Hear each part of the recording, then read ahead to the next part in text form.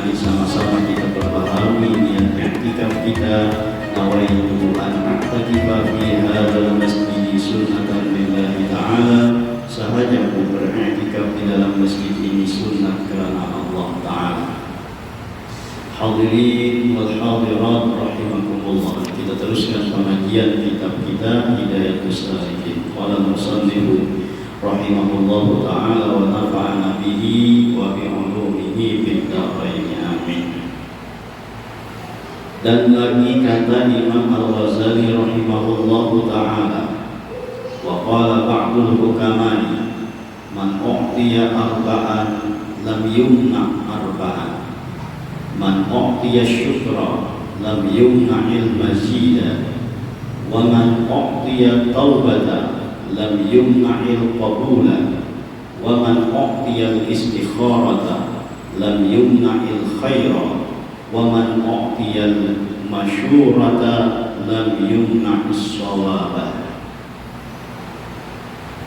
Imam Al-Ghazali rahimahullah mengatakan, berkata setengah ukama, barang siapa yang diberi oleh Allah Ta'ala dia akan 4 perkara, niscaya tiada ditegakkan daripadanya 4 perkara. Pertama, barang siapa yang diberi akan syukur, niscaya tiada ditegakkan akan tambahan nikmatnya. Kedua, barang siapa yang diberi akan taubat, niscaya tiada ditegakkan qabulnya. Ketiga, barang siapa yang diberi akan istikharah, niscaya tiada ditegakkan akan kebajikan. Keempat, barang siapa yang diberi akan musyawarah, niscaya tiada ditegakkan akan kebenarannya. 4 perkara bila diberikan oleh Allah Subhanahu wa Ta'ala, maka tidak akan menegah daripada 4 perkara. Yang kita syahid di sini adalah tentang sembahyang istikharah. Nah, di antaranya yang ketiga tadi, barang siapa yang diberikan istikharah, maka tidak akan ditegah daripada kebajikan. Di 4 perkara ini, salah satunya itu yang menjadi pembicaraan kita.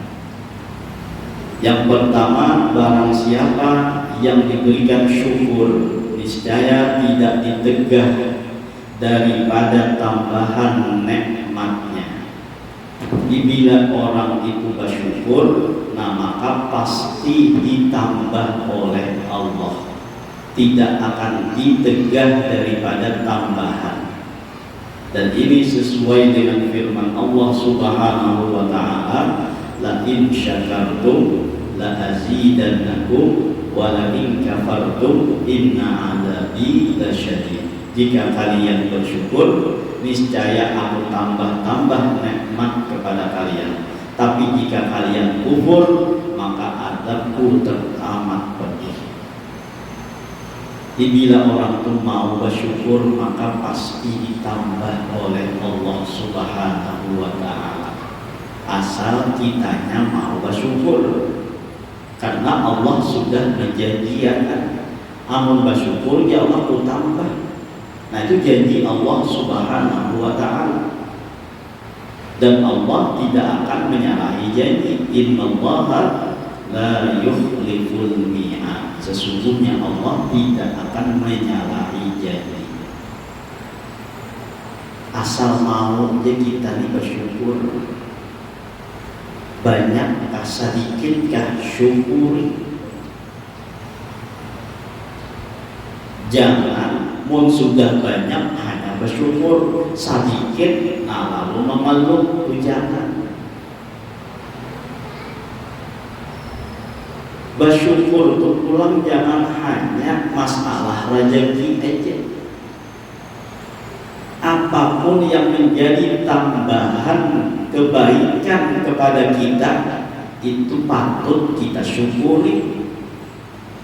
Jangan hanya bila bertambah dunianya, bila bertambah hartanya, bila bertambah duitnya, hanya bersyukur. Padahal seharusnya setiap apapun tambahan kebaikan yang Allah berikan kepada kita, maka patut bagi kita untuk bersyukur. Ini kawan duduk nanti patut kita syukuri. Kada seberapa orang, pak kawan duduk nanti ini, kawan menggunakan waktunya untuk beribadah. Boleh aja sebagian ada nang guring, sebagian ada nang kapahumaan, sebagian masih ada nang di kantor, sebagian masih ada mencari dunia dan lain sebagainya. Lalu kita kawan duduk etika beribadah, nah kayak ini juga patut bagi kita untuk kita syukuri.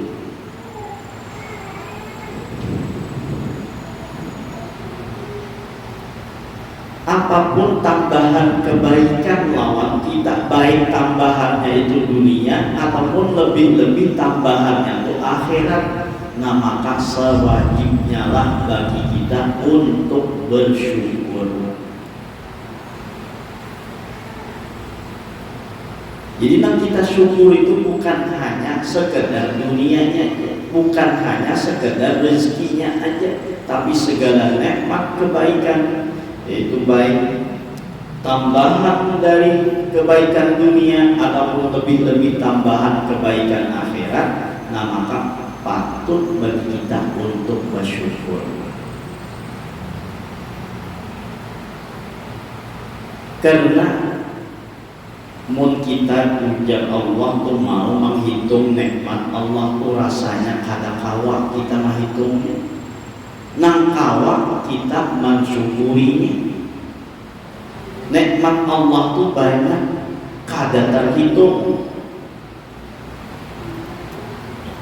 Tapi bagi kita diperintahkan dari nikmat yang banyak itu untuk mensyukuri. Wa in ta'uddu ni'matallahi la tuhsuha. Jika kalian mau menghitung-hitung nikmat Allah, niscaya kalian tidak akan bisa menghitungnya. Bahkan ujar ulama, fasyukruna yahtaju ila syukrin wa hamduna yahtaju ila hamdin. Syukur kita itu masih memerlukan syukur yang lain. Pujian kita itu tuh mengatakan alhamdulillah lawan Allah Ta'ala, itu masih memerlukan pujian yang lain.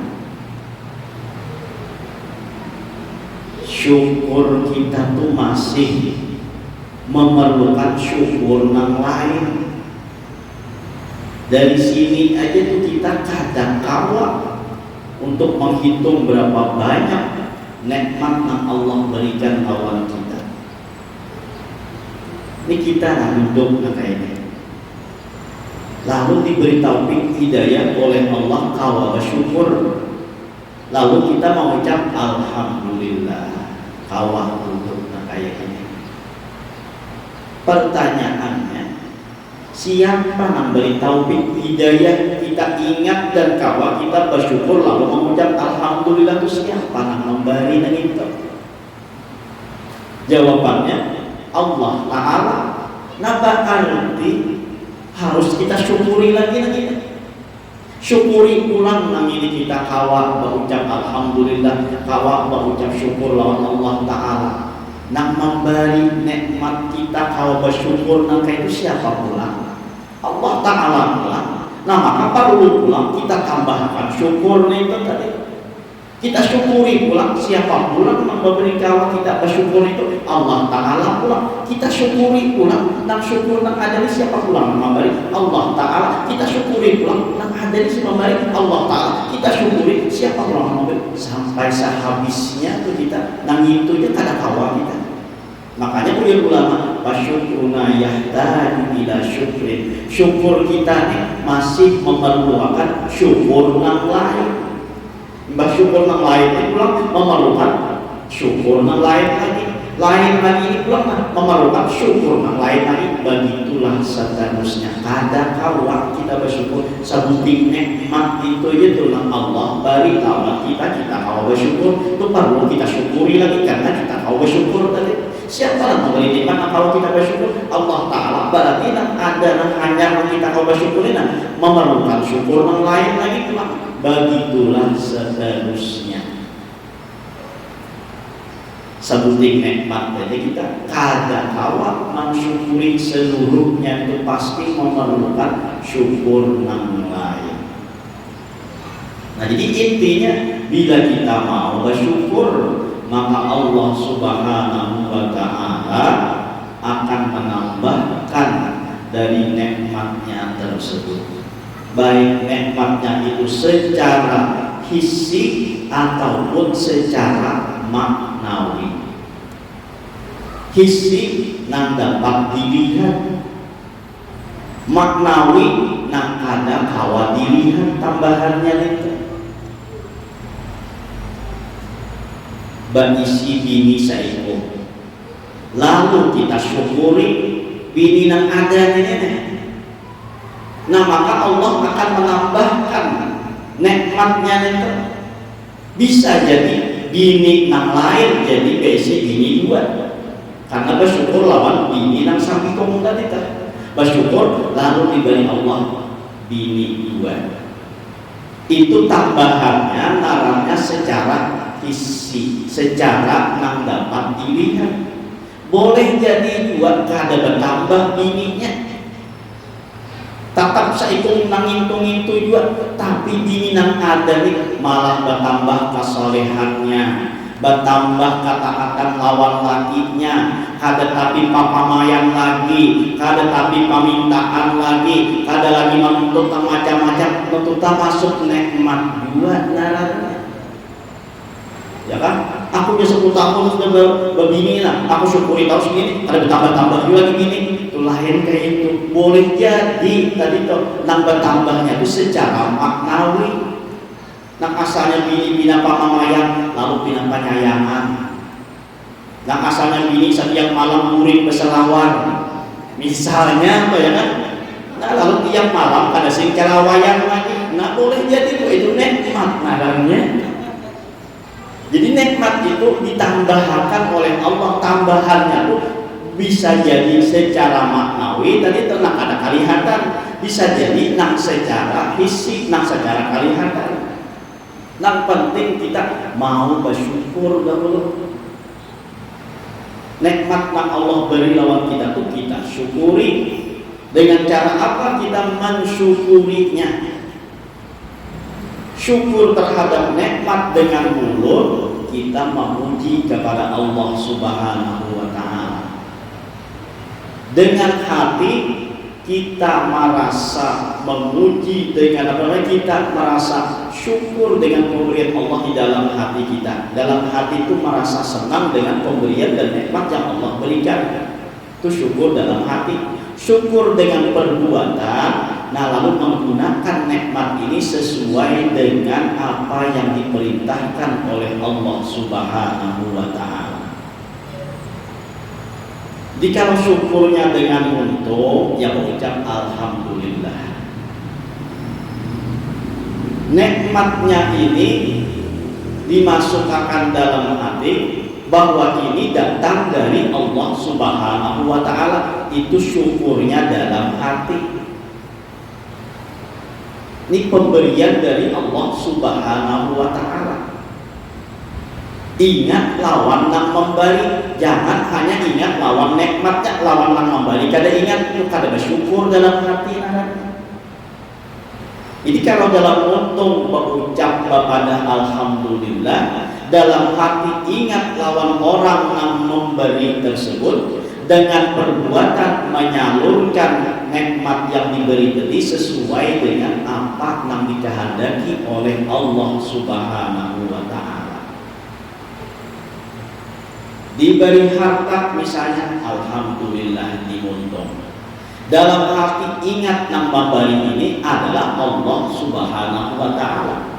Dalam perbuatan harta tadi disalurkan untuk mengeluarkan zakatnya, diberikan kepada orang yang membutuhkan, diberikan sedekah kepada orang yang berhajat dan lain sebagainya. Nah, itu bukti dan tanda orang tersebut bersyukur. Itu namanya syukur sebujurnya toh, dimuntung di hati lawan di perbuatan, sama dan sesuai dengan apa yang diinginkan oleh Allah Subhanahu wa taala.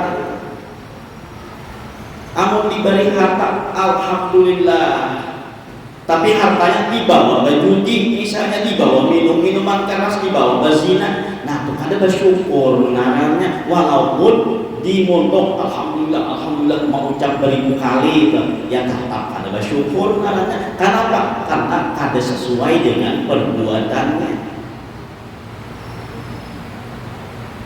Lalu bagaimana agar kita tuh bisa bersyukur dengan pemberian dan nikmat ataupun rezeki dari Allah Subhanahu wa taala?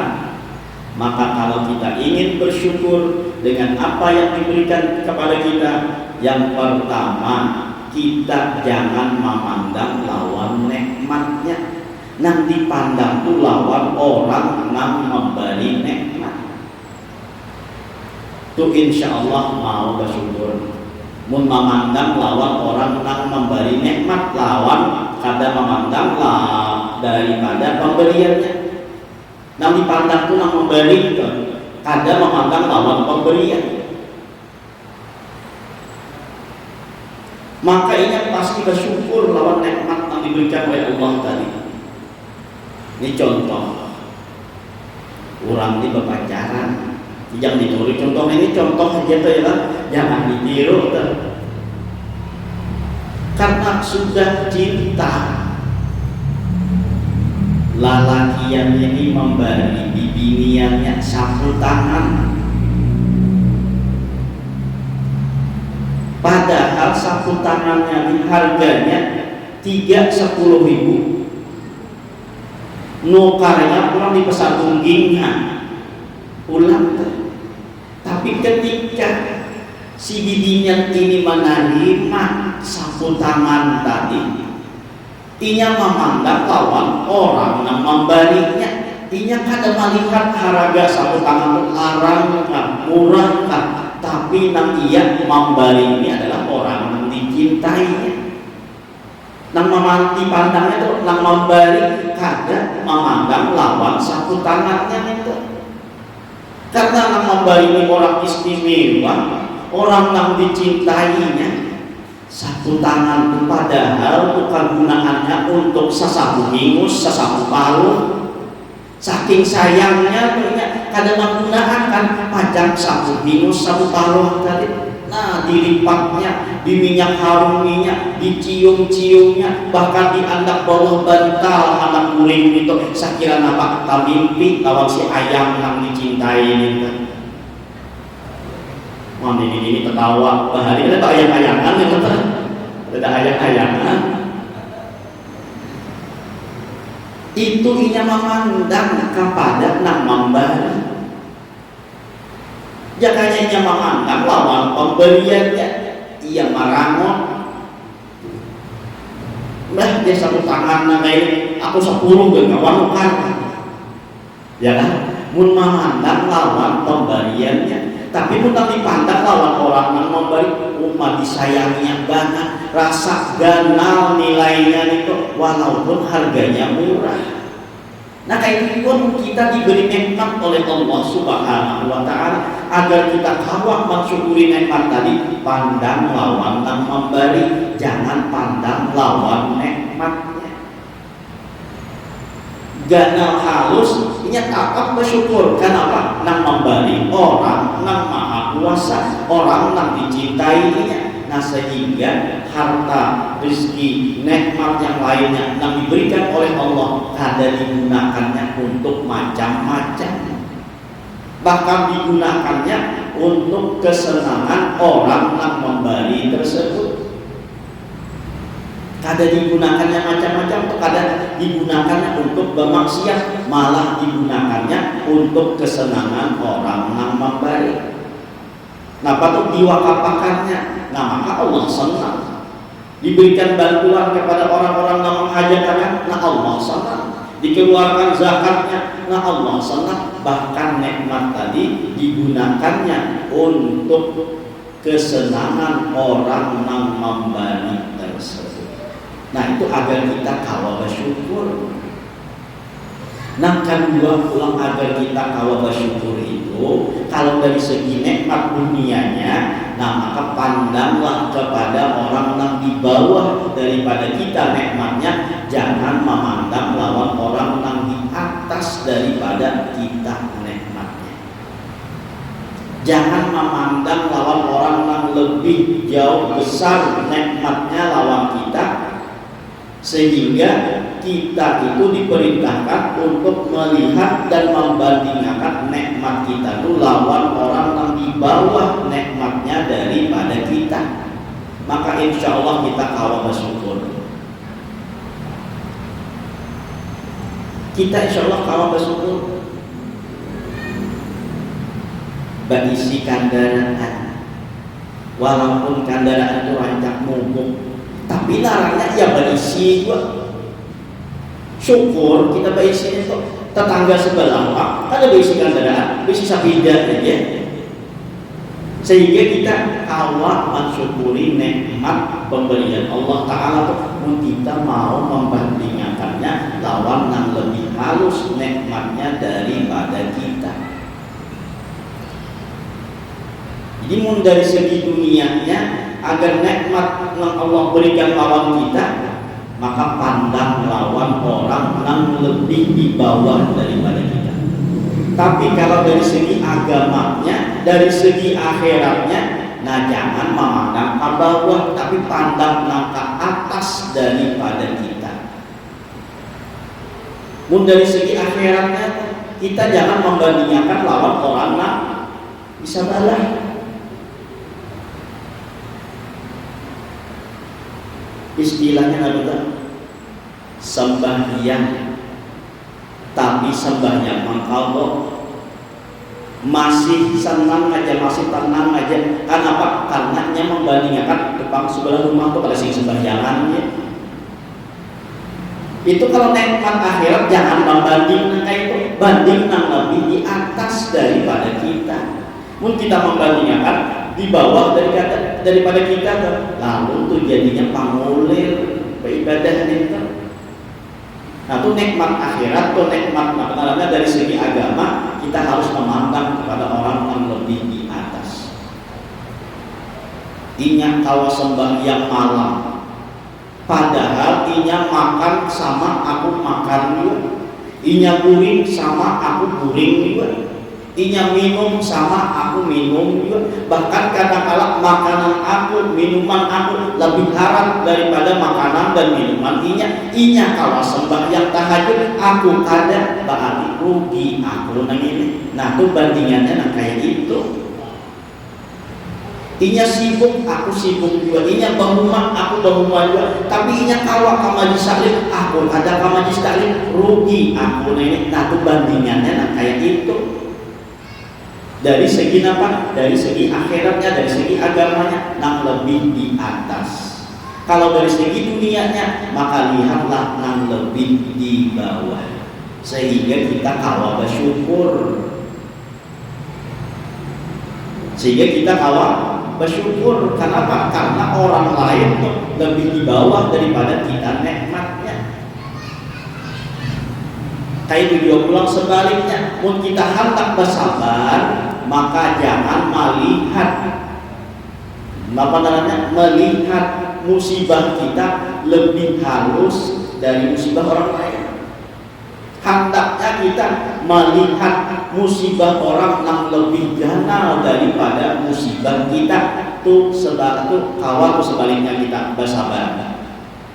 Bila kita hendak bersyukur, lihat nikmat kita itu bandingkan nikmat kita itu lawan nikmat orang lain yang lebih halus. Kalau bersyukur. Sebaliknya kita hendak bersabar, bandingkan musibah kita itu lawan musibah orang lain yang lebih besar daripada musibah kita. menghantam sabar syukur main akan duanya. Bila nikmat, lihat nikmat orang lain yang lebih halus dari nikmat kita, kita insya Allah kawa bersyukur. Mungkin kita hantam sabar dari ujian dan musibah, lihat dan bandingkan musibah kita dengan musibah orang lain yang lebih besar daripada musibah kita. Insya Allah kita kawa bersabar. Nah, jadi barang siapa yang diberikan syukur oleh Allah, maka Allah tidak akan menegahnya daripada tambahan. Jadi setiap orang mengkawa bersyukur, maka pasti Allah akan menambahkan nikmatnya. Wa man u'tiya at-taubata lam yumna'il qabula. Ujar hukama pulang barang siapa diberi akan taubat, niscaya tidak ditegahkan qabulnya, artinya diterimanya taubat tersebut asalkan mau bertobat.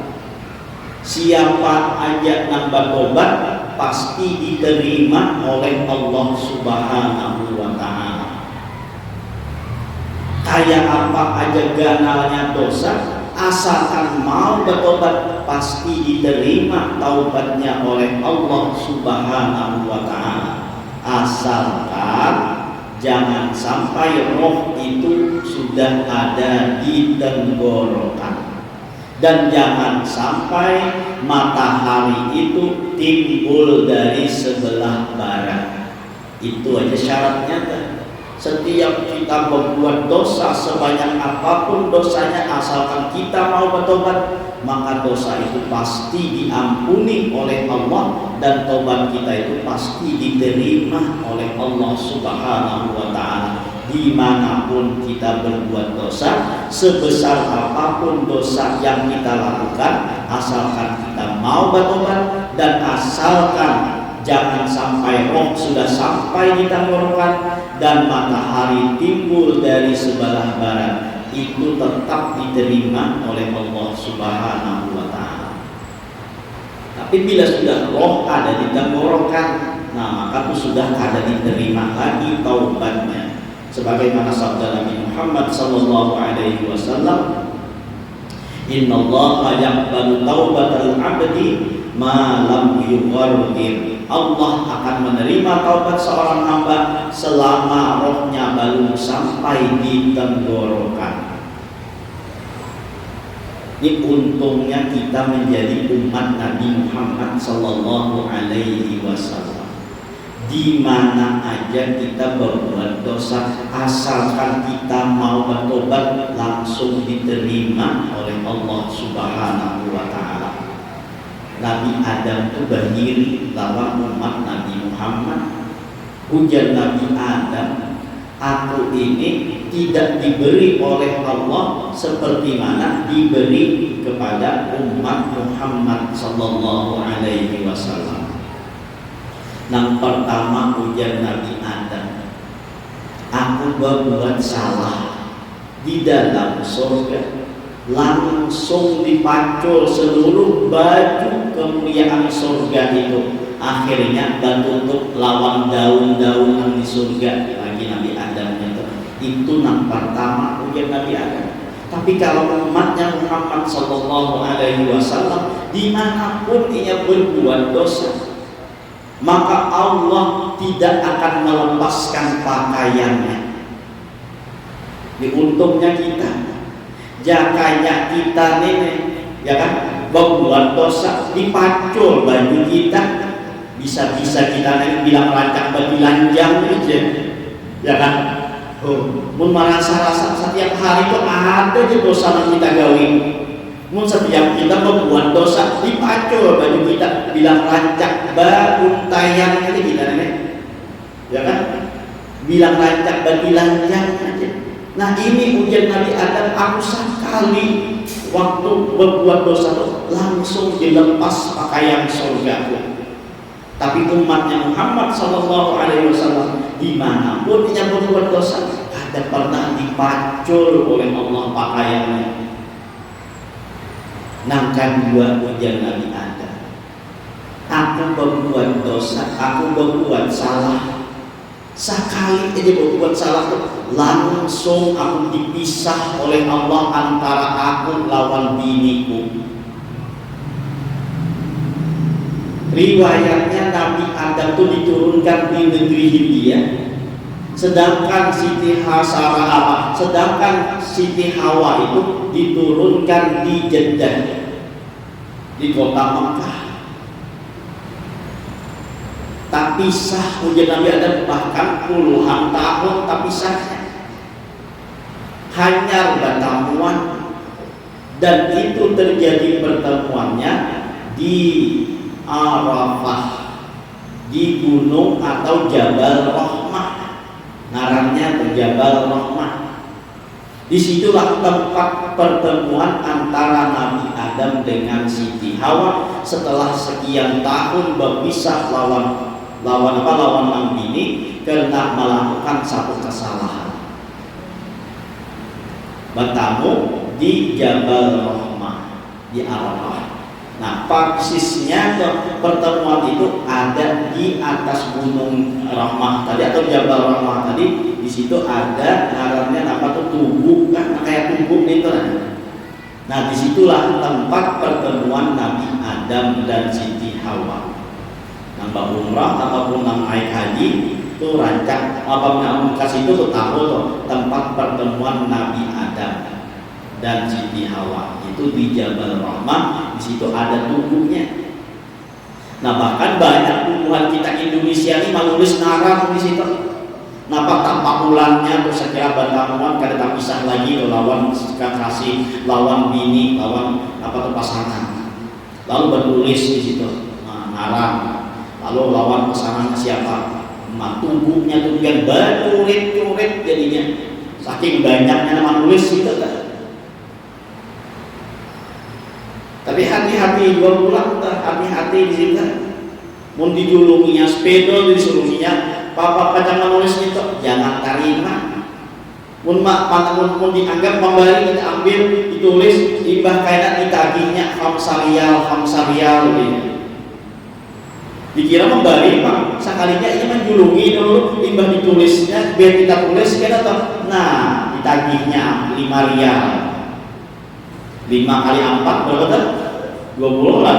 Nah, 20.000 sepidol sebuting kan. 20.000 dia namanya. Itu bisa juga karena hamsarial atau asrarial bisa juga kan.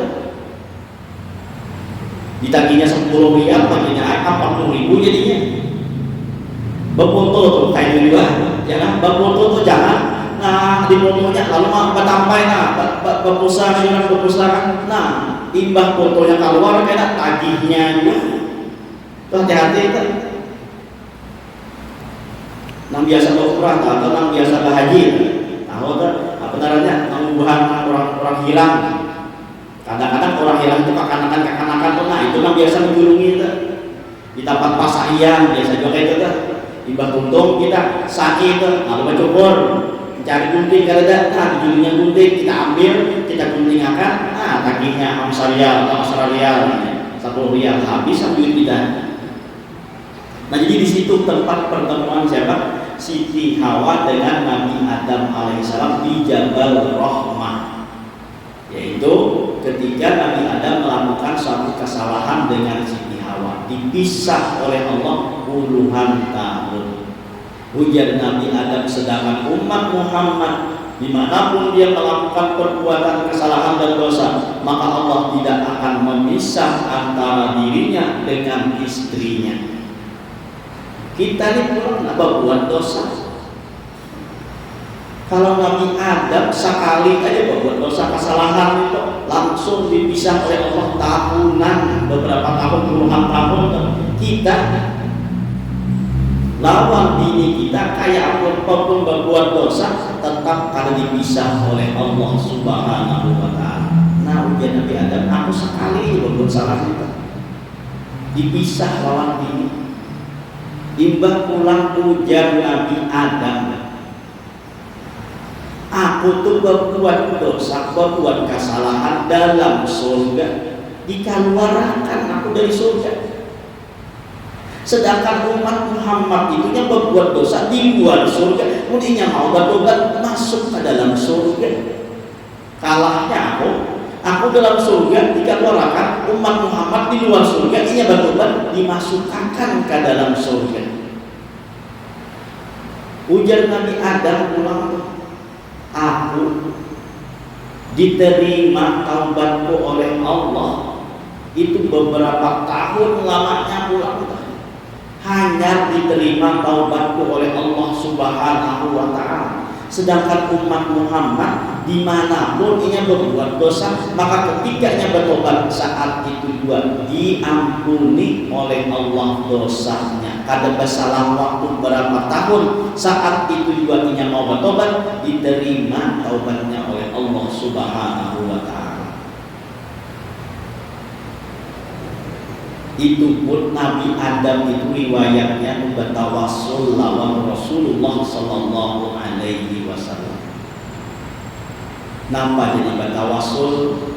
Karena Nabi Adam itu melihat di dinding-dinding surga, di tiang-tiang surga itu selalu bertulisan La ilaha illallah Muhammadur Rasulullah.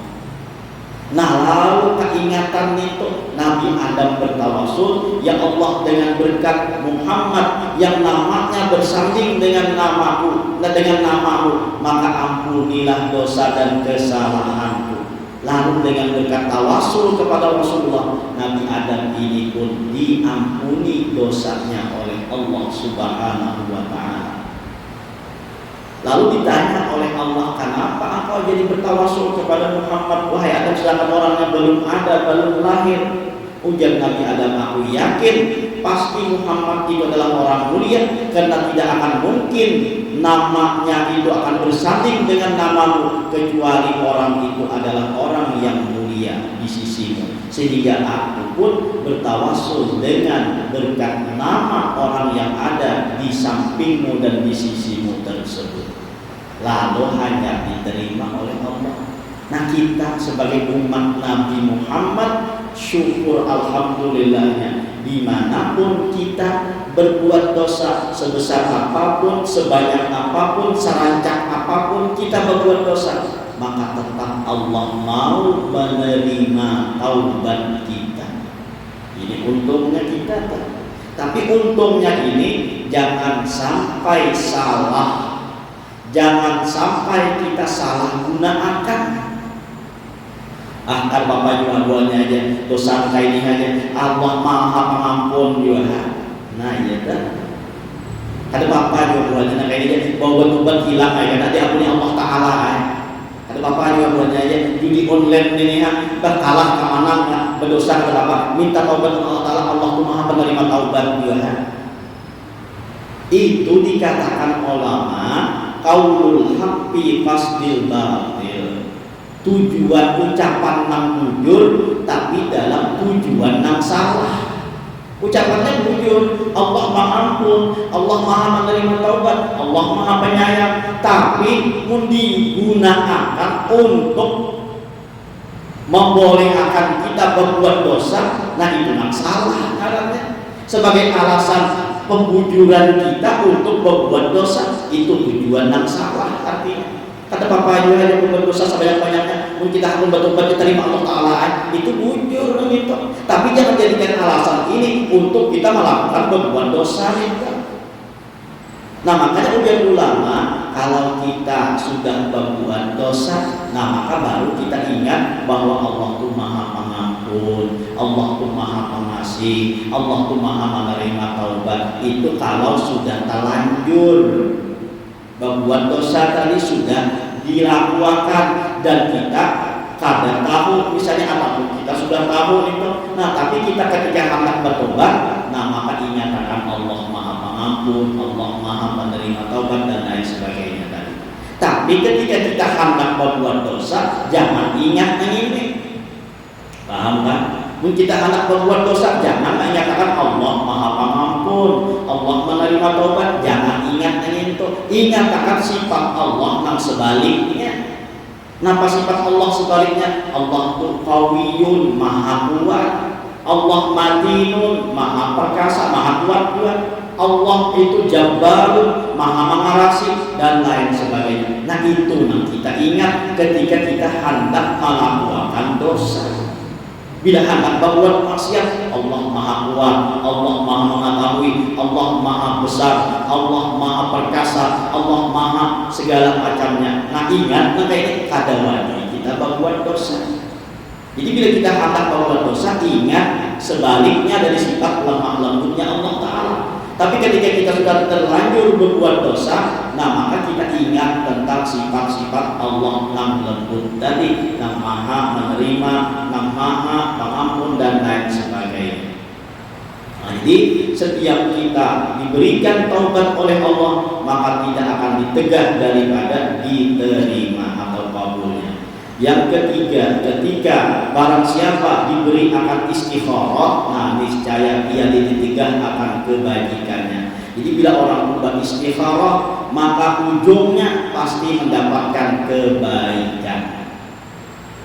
Apapun yang hendak kita lakukan, yang sesuatu kita tidak mengetahui baik dan keadaannya, nah maka minta pilihkanlah lawan Allah Subhanahu wa Ta'ala. Ketika kita memilih, minta pilihkan lawan Allah yang maha tahu, yang maha segala-galanya, maka insya Allah tidak akan pernah salah. Nah sehingga kita akan mendapatkan kebaikannya. Dan yang terakhir, barang siapa yang diberi akan musyawarah, niscaya tiada ditegahkan akan kebenarannya.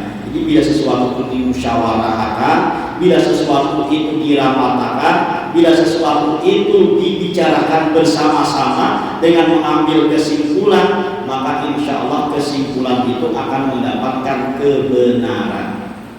Nah itu adalah kaidah yang kita sambung, faidah pada menyatakan sembahyang hajat. Nah kayak Allah cara kita untuk melaksanakan sembahyang hajat, insya Allah kaidah kita bicarakan. Mudah-mudahan dengan berkat kita berkumpul diampunkan segala dosa kita, dosa kedua orang tua kita, dosa guru kita, dan dosa kaum muslimin wal muslimat. Mudah-mudahan dipanjangkan umur, disihatkan badan, dilapangkan dari segala urusan, dikabulkan dari segala hajat dan segala permohonan. Semoga kita dimatikan dalam iman wal Islam, masuk surga bersama Rasulullah sallallahu alaihi wasallam. Amin.